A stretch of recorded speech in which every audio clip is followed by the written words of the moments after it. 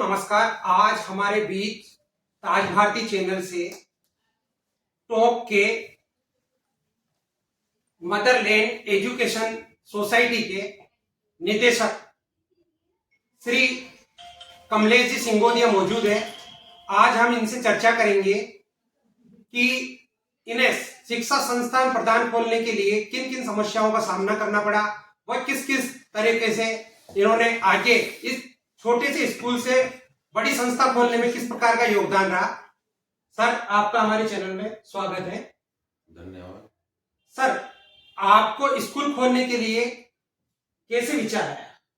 सबसे पहले तो मैं ताज भारती परिवार को इस बात के लिए बधाई दूंगा, अपनी शुभकामनाएं दूंगा कि प्रिंट मीडिया से उन्होंने विजुअल मीडिया में अपने स्टेप्स बढ़ाए हैं। और ताज भारती शायद टोंक के सबसे प्राचीनतम अखबारों में से एक अखबार है। जब हम शायद हाई सेकेंडरी स्कूल में पढ़ते थे तब से ये अखबार चल रहा है और टोंक का काफ़ी प्रमुख अखबार रहा है। विजुअल मीडिया में आपने अपने कदम बढ़ाया, उसके लिए बहुत बहुत धन्यवाद। हमारी शुभकामनाएं आपके साथ है।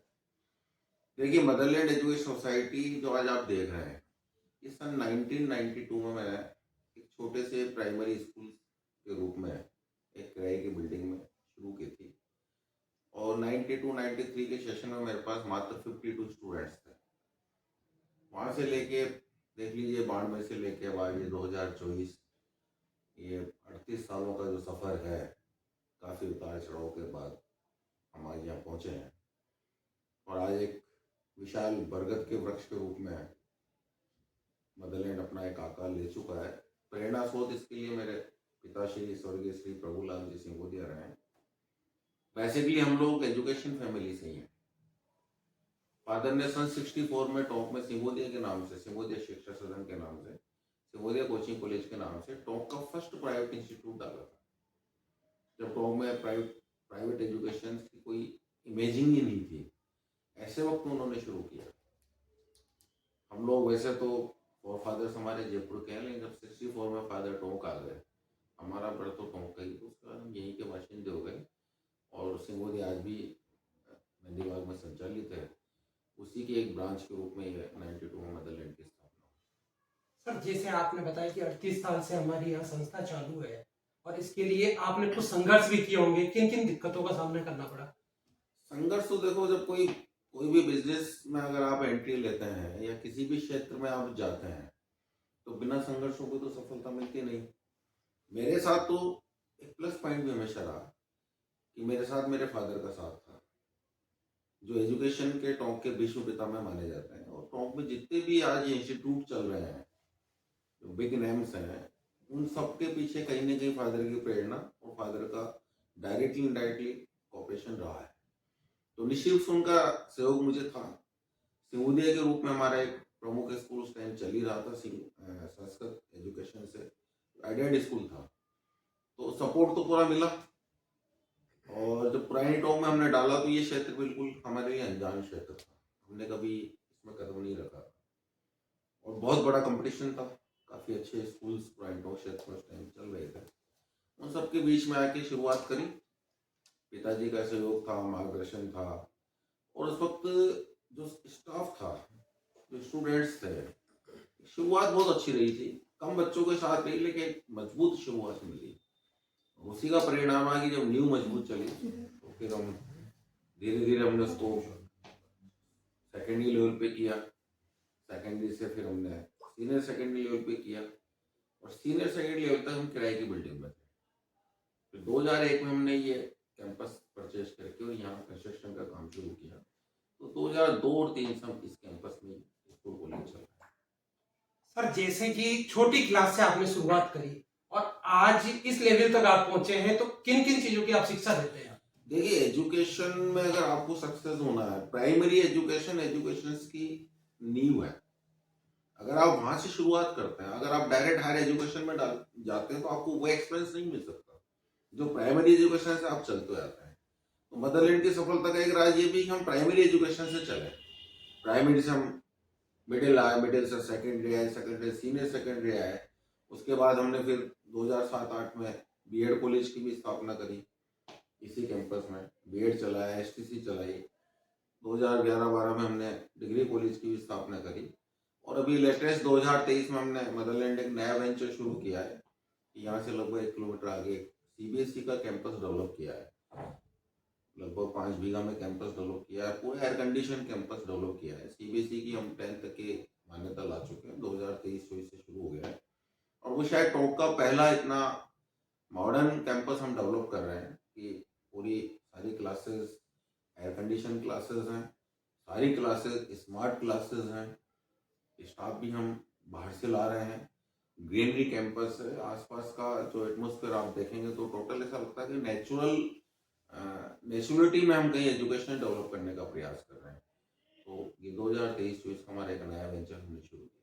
सर, आज के युग में कंपटीशन इतना हो गया, तो इस कंपटीशन से शिक्षा के क्षेत्र में किस तरह से निपटा जाएगा? कंपटीशन होता है जब भी क्वालिटी आती है। अगर कंपटीशन नहीं होगा तो क्वालिटी नहीं आएगी। और कंपटीशन अगर फेयर कंपटीशन है तो डेफिनेटली अगर आप में क्वालिटी है, आप में टैलेंट है तो यू विल प्रोग्रेस। कंपटीशन में हमेशा प्रोग्रेस होती है, मेरा ये मानना है। और कंपटीशन में हमें सीखने को भी मिलता है कि सामने वाला हमसे बेहतर क्या दे रहा है, वो अगर हमसे बेहतर दे रहा है तो क्यों दे रहा है, किस प्रकार दे रहा है, उसके पास क्या रिसोर्सेज है, क्या उसके पास टैलेंट है, क्या उसकी स्ट्रेटजी है। अगर हम उसको देखते हैं और हम उससे बेहतर करने की कोशिश करते हैं, हम यही करते हैं, हम कंपटीशंस रखते हैं, बट फेयर कंपटीशंस रखते हैं कि अगर अदर इंस्टीट्यूट्स हैं वो अगर हमसे बेहतर हैं तो क्यों है, वो हम सीखने का प्रयास करते हैं, क्योंकि एजुकेशन एक सतत प्रक्रिया है। आपका कहना है कि कंपटीशन होना जरूरी है? बिल्कुल कंपटीशन होना चाहिए। अगर कंपटीशन नहीं होगा तो ठहराव आ जाएगा, आप क्वालिटी को इम्प्रूव कर ही नहीं पाए। सर, सरकारी स्कूलों के शिक्षक सबसे ज्यादा सैलरी भी लेते हैं, सबसे ज्यादा पढ़ाई भी करवाते हैं, सुविधाएं भी अच्छी देते हैं, उसके बावजूद प्राइवेट स्कूलों का एजुकेशन स्तर अच्छा रहता है, इसके पीछे आप क्या कहना चाहेंगे? मैं इसको एक उदाहरण के द्वारा आपको बताना चाहूंगा कि गुरुकुल में शिक्षा, गुरुकुल काल, हम प्राचीन काल की बात करें तो गुरु और शिष्य का संबंध हुआ करता था और गुरुकुल में जाके शिक्षा ली जाती थी और गुरु शिष्यों से कोई फीस नहीं लेते थे, कोई पारिश्रमिक नहीं लेते थे। शिक्षा पूरी होने के बाद गुरु दक्षिणा की एक परंपरा थी, उसमें भी वो डिमांड नहीं होती थी, कुछ अपवादों को छोड़ देते शिष्य की सामर्थ्य के अनुसार उस वक्त कितनी अच्छी शिक्षा मिलती थी। अगर आज हम कंपेयर करें, आज हमारे पास बहुत रिसोर्सेज है, टेक्नोलॉजी है, बहुत सारी फैसिलिटीज हैं, फिर भी हम अगर उस काल की शिक्षा से आज की शिक्षा का कंपेयर करें तो हम बहुत पीछे हैं। उस काल में आप तक्षशिला जैसे, नालंदा जैसे विश्वविद्यालय, जो पूरे वर्ल्ड के लोग यहाँ पढ़ने आया करते थे, हजारों शिक्षक हुआ करते थे, लाखों छात्र हुआ करते थे, वो तो कोई पारिश्रमिक नहीं लेते थे। शिक्षा सरकारी या प्राइवेट, अगर हम यहाँ भेद करें, प्राइवेट में हमें हमारी आजीविका चलानी है, हम बेहतर शिक्षा देते हैं तो स्टूडेंट हमारे पास आता है। सरकारी स्कूलों में शिक्षक एक बार अपॉइंटमेंट ले लेता है, वो जानता हमें कोई हटा तो सकता नहीं, ट्रांसफर भी पॉलिटिकल चलता है, ट्रांसफर्स होते नहीं। तो वो एजुकेशन डेफिनेटली गवर्नमेंट स्कूल्स में वेल एजुकेटेड स्टाफ होता है, वेल ट्रेंड स्टाफ होता है, और कई स्कूल्स वैसे हैं जिनके पास अगर भौतिक संसाधन देखें तो प्राइवेट स्कूलों से कई गुना ज्यादा है, लेकिन उन टीचर्स में अपने बच्चों को यानी स्टूडेंट्स को शिक्षा देने का वो भाव नहीं है जो होना चाहिए। हमारे टीचर्स में अपने स्टूडेंट को शिक्षा देने का एक भाव होता है, एक अपनत्व होता है। हमारा टीचर ये चाहता है कि उसका स्टूडेंट आगे बढ़े, प्रोग्रेस करे। अगर वो प्रोग्रेस करेगा तो हमारे टीचर्स का भी डेवलपमेंट होगा, उस स्कूल का डेवलपमेंट होगा। वहां ये भावना नहीं है, वहां इस शिक्षा को एक फॉर्मेलिटी के रूप में लिया जा रहा है। भाई हमें ठीक है 10 से 5 जाना है या 7 से 12 जाना है, ड्यूटी पूरी करनी है, वो भाव यहाँ नहीं है।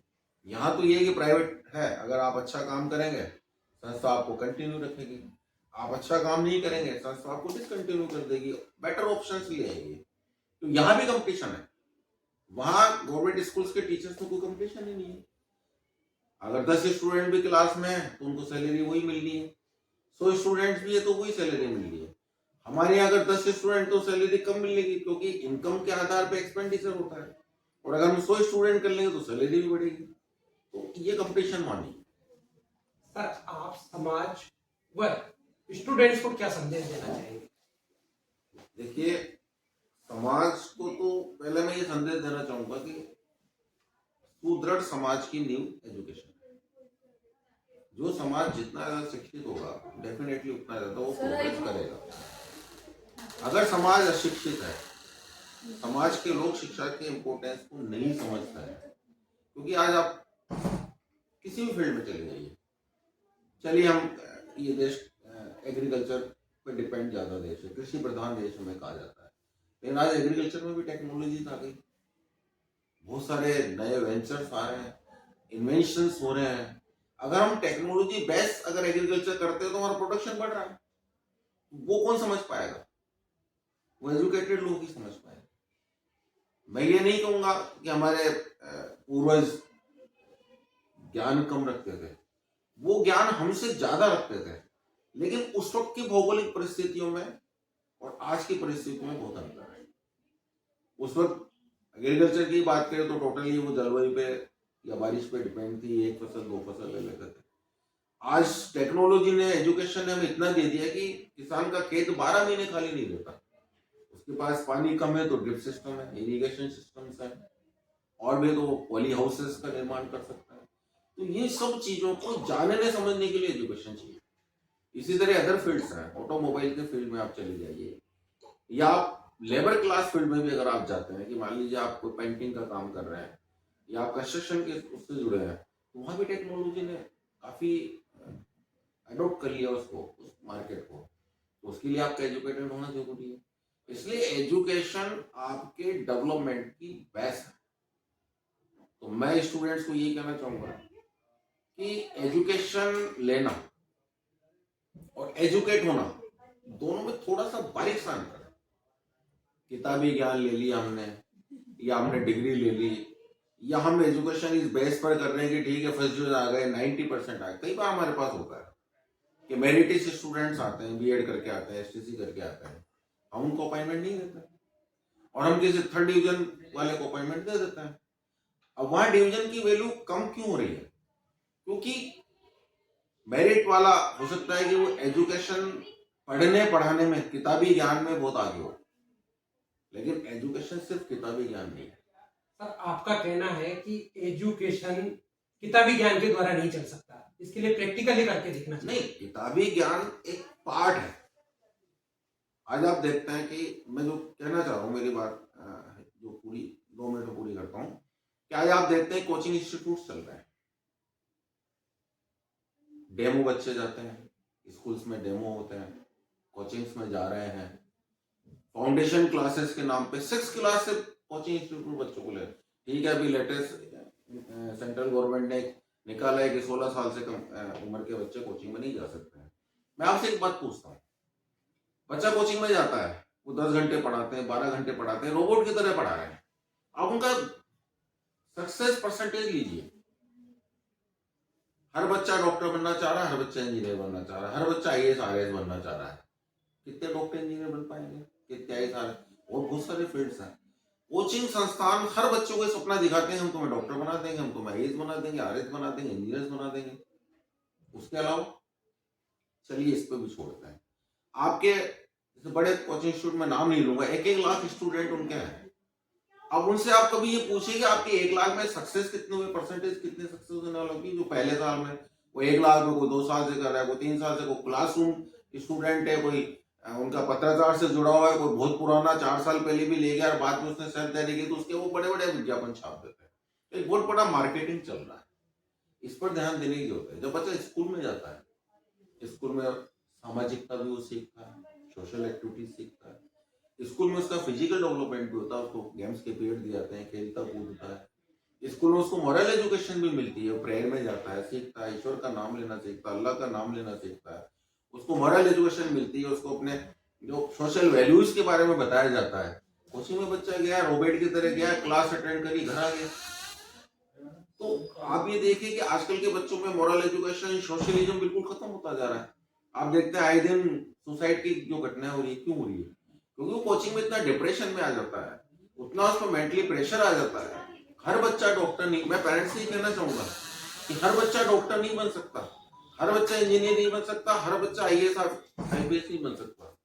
और अगर आप एक बात बताइए, सारे डॉक्टर बन गए तो बाकी काम कौन करेगा? सारे आईएएस आईपीएस बन गए तो उनके नीचे के अधिकारी, उनके नीचे के महातक कहां से आएंगे? और गवर्नमेंट कितनों को जॉब दे सकती है? हमें जॉब भी खुद, अब एजुकेशन में बदलाव की जो आवश्यकता है कि हमें जॉब ओरिएंटेड एजुकेशन को लाना ही पड़ेगा आगे पीछे। हमें कहीं ना कहीं उसमें टेक्नोलॉजी का यूज में लेते स्किल्स को डेवलप करना ही पड़ेगा। और हम क्या ठीक है डिग्री लेके बैठे हैं, बेरोजगारी को बढ़ाए जा रहे हैं। तो मैं तो अपील ये करना चाहूंगा स्टूडेंट से और टीचर से भी, पेरेंट्स से भी, कि कोचिंग्स को छोड़ें। आपको स्कूल उससे बेहतर एजुकेशन दे सकते हैं, उससे बेटर रिजल्ट देते हैं। अगर हमारे रिजल्ट उठा के देखें, हमारी क्लास में 40 बच्चे हैं, हम 40 में से 30 को फर्स्ट डिवीजन लाते हैं।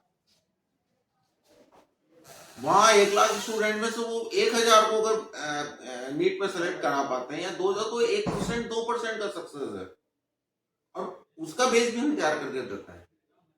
10th तक बच्चा हमारे पास होता है, हमारे 10th के बच्चों को वो पिकअप करता है। तो 10th तक बेसिक एजुकेशन, उनका फाउंडेशन तो हम तैयार करके दे रहे हैं। वहां जाके रोबोट की तरह कर रहा है। फिर वहां जाके आप कभी इन कोचिंग्स को जाइएगा, सर्वे करिएगा, आप खुद देखिएगा कि वहाँ किस तरह का कंपटीशन है, किस तरह की क्या है, स्टूडेंट्स किस तरह से डिप्रेशन में आ रहे हैं। तो मैं तो ये आपके माध्यम से ये अपील करना चाहूंगा कि स्कूल एजुकेशन की तरफ लौटें लोग, स्कूल से एजुकेशन लें। स्कूल उनको बेटर एजुकेशन देगा। स्कूल उनका शारीरिक, मानसिक, सामाजिक, बौद्धिक सारे विकास होंगे। शैक्षणिक विकास के साथ साथ कोचिंग में सिर्फ शैक्षणिक विकास होगा, ये बाकी सारे विकास हो जाएंगे। और अब जो आवश्यकता है इस देश को, वो मल्टी टैलेंटेड यूथ की आवश्यकता है। जो मल्टी टैलेंटेड हो, किसी भी फील्ड में जाके काम कर ले, ऐसी यूथ की आवश्यकता। दोस्तों, हमने खास बातचीत करी मदरलैंड एजुकेशन सोसाइटी के निदेशक कमलेश सिंगोदिया से। इन्होंने अपने विचार हमें रखे